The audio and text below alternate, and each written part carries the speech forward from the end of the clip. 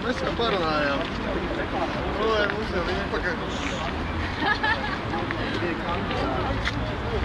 Normāli, es teikšu telefonu, normāli būtu situācija tāda, kad prezidents kandidāts atsaucās, Zaters ir jāpārvēlē, vai arī tad nav jāvēlē vispār, lai atbildētu funkcijas prezidenta līdz tādās brīdīs, tāpēc, ka kādam būs jāuzņemās atbildība. Vai nu viens varas orgāns, kas ir Saeima, vai nu Zatlerkungs. Un līdz tam brīdim, kamēr tauta pieņem lēmumu, es domāju, ka nedrīkst būt arī cits prezidents. Bet Saimas spīkeri ir ierobežotas tiesības, ja viņi ir valsts prezidenta pilnvaras pildi, viņai nav veto tiesības un viņai nav iespējas. Tas nekas nenotiks. Pa tiem 2 mēnešiem nekas ļauns nevar notikt, jo kur nu vēl tālāk? Tā kā noteikti nav iespējama tāda situācija, kad ievēlē citu prezidentu, kurš gadījumā, ja tauta pieņem lēmumu atlaist Saimu, kas visdrīzākais un ar lielu varbūtību tā arī notiks, ka tagad, kāda situācija, tad tas prezidents, kurš vairs nav leģitīms, viņam var ir, tauta ir devusi pilnvars, kad viņi atbalsta viņu lēmumu, Saima ir atlaista, kura ir ievēlējis prezidentu, kuru vairs nevar atbalstīt. Tas nozīmē, ka pēc 8. jūlija vajadzētu Latvijā palikt bez prezidenta. Vai tad tas ir kaut kas ārkārtējs? Zatlers var palikt starp citu to pašu laiku. Vēl viens variants, kad visi ievēl Zatleru.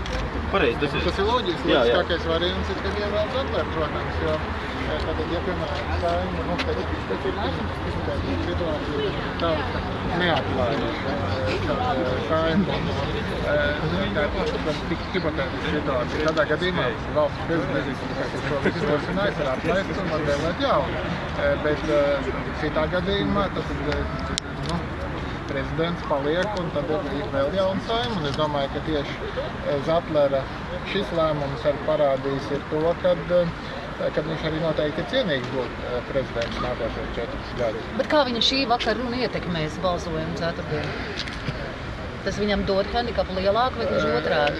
Katrā gadījumā man ļoti grūti teikt, kā tas ietekmēs, bet izskatījās, ka viņa ievēlēšana ir ļoti maz iespējama.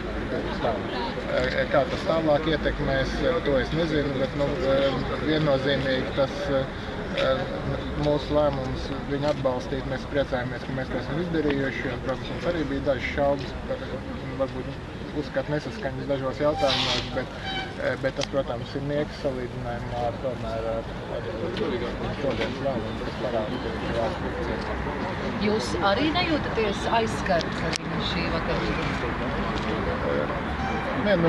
Ar viņu uzrunu noteikti nē.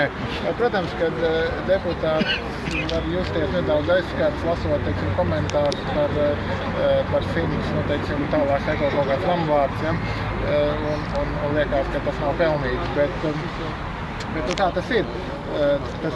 Tas ir sabiedrības kopīgais vērtējums, un ja mēs faktiski neesam panākuši nomaiņu Saimā, situācijas nomaiņu uz labo pusi, tad kaut kāda līdzatbildība jau par to ir arī mums. Tā kā to tas jāsamierinās, bet par prezidentu runu noteikti nekādā gadījumā mums aizskatīt. Zinot to, ka Latvijā ir diezgan maz to politiķu un jauno spēku, cik tā ir reāli, ka vispār varētu nākt kaut kas jauns, vai nebūs tā, ka atkal šīs Saimas vēlēšanas ārkārtas būs papildus sloks budžetam un gal galā tie paši cilvēki tiks atkal atgriezīsies Saimā.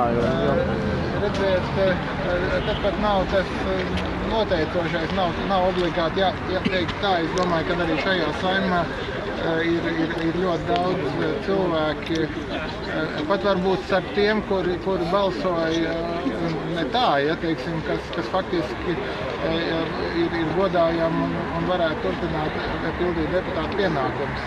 Svarīgākais ir atbrīvot šo Saimu no oligarhu varas, un tas ir tas jautājums. Ne tik daudz katra konkrēta deputāta, nomaiņa kaut citu. Jūs esat pārliecināts, ka izdosies atbrīvoties?